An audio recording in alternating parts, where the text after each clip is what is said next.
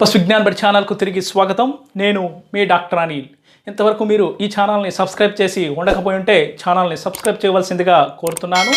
ఈరోజు మనం పాడి రైతులకు ఆర్థికంగా నష్టం చేకూర్చేటటువంటి థైలీరియోసిస్ అనేటటువంటి వ్యాధి గురించి, అలాగే ఈ వ్యాధికి సంబంధించినటువంటి వ్యాక్సిన్ని ఏ విధంగా చేయాలి అనేటటువంటి విషయాన్ని మనం ఈరోజు తెలుసుకోబోతున్నాం. అంతకన్నా ముందు వీడియోని లైక్ చేయవలసిందిగా కోరుకుంటూ, ఇంకా ఛానల్ని మీరు సబ్స్క్రైబ్ చేసి ఉండకపోతే ఛానల్ని సబ్స్క్రైబ్ చేయవలసిందిగా కోరుతున్నాను.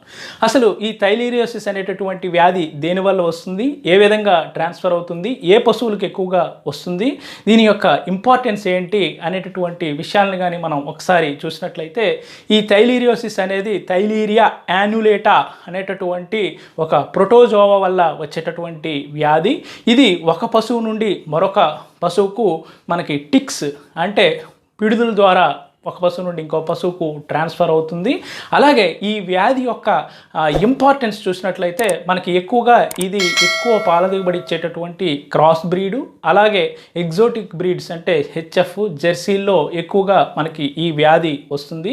ఈ వ్యాధి కానీ వచ్చినట్లయితే మనకు ట్రీట్మెంట్కి చాలా ఎక్కువ ఖర్చు అవుతుంది. అంటే ఆర్థికంగా మనకి పాడి రైతుకు ఎక్కువ నష్టం చేకూరుతుంది. అలాగే ఈ వ్యాధి వచ్చినట్లయితే ఇందులో 90% మోర్టాలిటీ ఉంటుంది. కాబట్టి ఎక్కువగా పశువు చనిపోయేటటువంటి అవకాశం ఉంటుంది. కాబట్టి ఈ వ్యాధి చాలా ఇంపార్టెంట్ అయింది.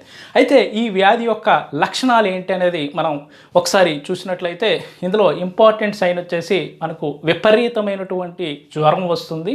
105 నుండి 108 డిగ్రీస్ ఫారెన్హీట్ టెంపరేచర్తో మనకు ఫీవర్ అనేది ఉంటుంది. అలాగే ఇందులో ఎనీమియా ఉంటుంది. కాబట్టి మనకి పశువు ఊపిరి తీసుకోవడానికి ఇబ్బంది పడి పశువు చనిపోయేటటువంటి అవకాశం ఉంటుంది.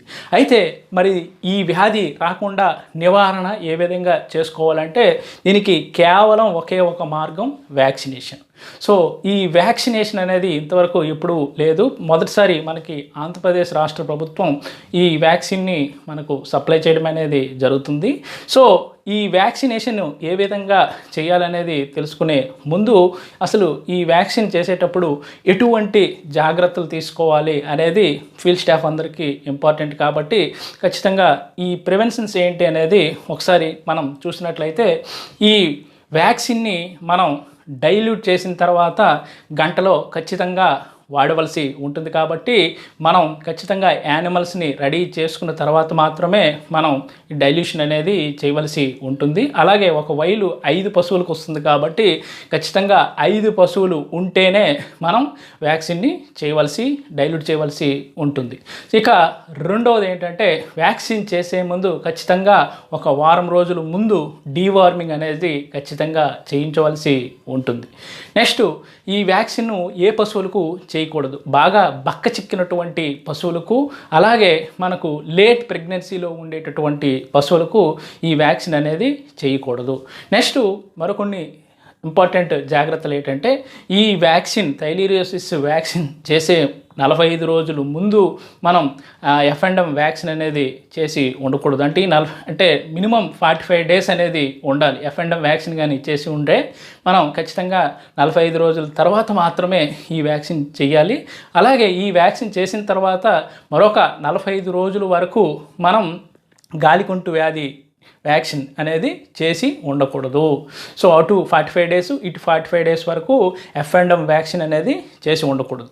ఇక రెండవ ఇంపార్టెంట్ ప్రికాషన్ మరొకటి ఏంటంటే, ఈ వ్యాక్సిన్ చేసిన తర్వాత 21 రోజుల వరకు ఎటువంటి యాంటీ ప్రోటోజోవల్ కానీ యాంటీబయోటిక్స్ కానీ వాడకూడదు.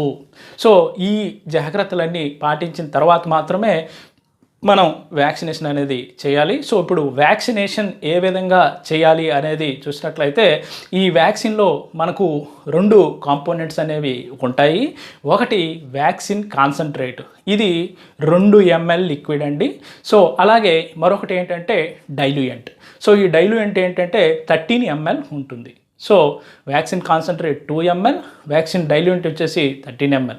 అయితే ఇక్కడ ఈ వ్యాక్సిన్ కాన్సన్ట్రేట్ యొక్క ప్రత్యేకత ఏంటంటే, మనం మిగతా వ్యాక్సిన్స్ అన్నీ నార్మల్గా టెంపరేచర్కు భిన్నంగా దీన్ని మనం -196 దగ్గర మనం వీటిని నిల్వ చేస్తాం. అంటే లిక్విడ్ నైట్రోజన్లో ఈ వ్యాక్సిన్ కాన్సన్ట్రేట్ని మనం నిల్వ చేస్తాము.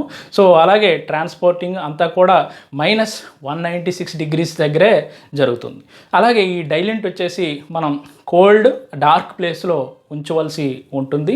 సో ముందుగా వ్యాక్సిన్ని మనం ఏంటంటే చేయడానికి ముందు యానిమల్స్ రెడీగా ఉన్నట్లయితే 5 యానిమల్స్ రెడీగా ఉన్నట్లయితే ఒక వైలు మనం ఓపెన్ చేయవచ్చు. సో ముందుగా ఆ వైలు ఓపెన్ చేసిన తర్వాత దాన్ని మనం రూమ్ టెంపరేచర్లో మనం ఒక 30 సెకండ్స్ పాటు ఉంచవలసి ఉంటుంది. దీనికోసం హ్యాండ్తో మనం రబ్ చేసినా సరిపోతుంది.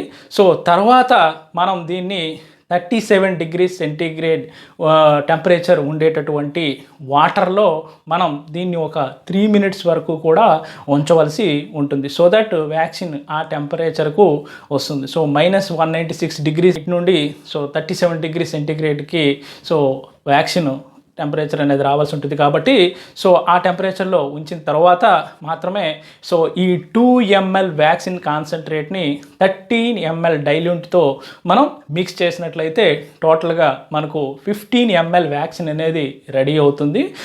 ఈ 15 ml అనేది మనకు 5 యానిమల్స్కి వచ్చేటటువంటి వ్యాక్సిన్ అనమాట. ఒక్కొక్క యానిమల్కి మనం 3 ml అనేది డోస్ రేటు. వన్స్ ఈ 2 మిక్స్ అయిన తర్వాత మనం యానిమల్కి సబ్కట్ రూట్లో ఈ వ్యాక్సిన్ అనేది చేయవలసి ఉంటుంది. సబ్కట్ చేసిన తర్వాత ఎటువంటి రబ్బింగ్ కానీ ఏది కానీ అక్కడ చేయకూడదు. ఆ వ్యాక్సిన్ స్లోగా బాడీలోకి వెళ్ళినట్టు మనం చేయవలసి ఉంటుంది. ఈ విధంగా మనం డైల్యూట్ చేసిన తర్వాత కేవలం గంట లోపలే మొత్తం వ్యాక్సిన్ని వాడవలసి ఉంటుంది. ఈ జాగ్రత్త మాత్రం ఖచ్చితంగా తీసుకోవలసి ఉంటుంది. నెక్స్ట్ ఈ వ్యాక్సిన్ని మనం ఎప్పుడెప్పుడు చేసుకోవాలి అంటే మనకి దూడల్లో ఒకసారి చేసిన తర్వాత ప్రతి సంవత్సరం యాన్యువల్గా ఒకసారి చేసుకోవలసి ఉంటుంది. ఇదండి టోటల్గా ఈ థైలీరియోసిస్ వ్యాధి యొక్క ఇంపార్టెన్సు, లక్షణాలు, అలాగే ఈ వ్యాక్సిన్ని చేసుకునేటటువంటి విధానం. మరొక మంచి వీడియోతో మళ్ళీ మీ ముందుకు రావడం జరుగుతుంది. అంతవరకు సెలవు. నమస్తే.